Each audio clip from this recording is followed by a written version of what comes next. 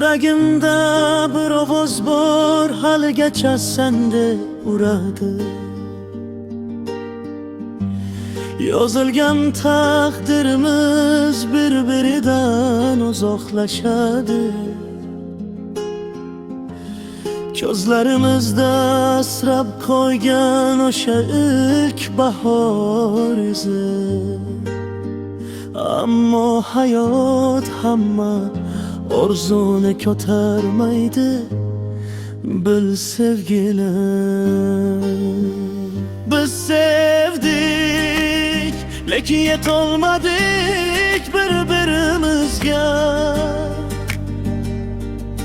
Yollarimiz tutasholmadi, qoldi armonlarimizda. Yurakda o'chmaydi bu izlar, vaqt ham to'zmaydi jarohat. Sevgi ketdi lekin unutmaydi hech qachon bu hayot.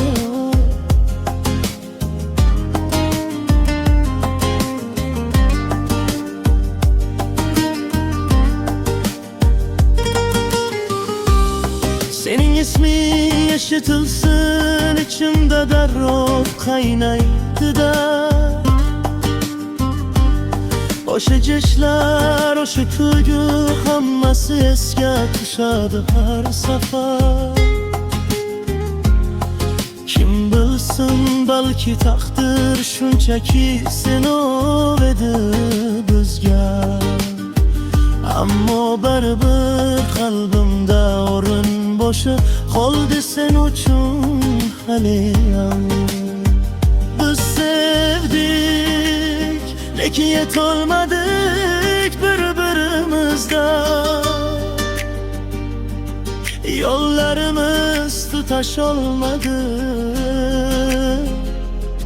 qoldi armonlarimizda.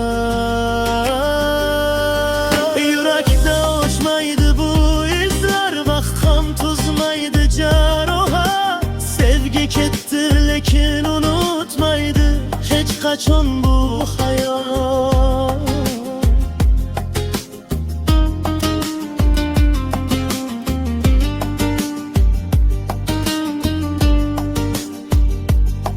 Aytoldim, nega kechikdik shu baxtni ushlashga.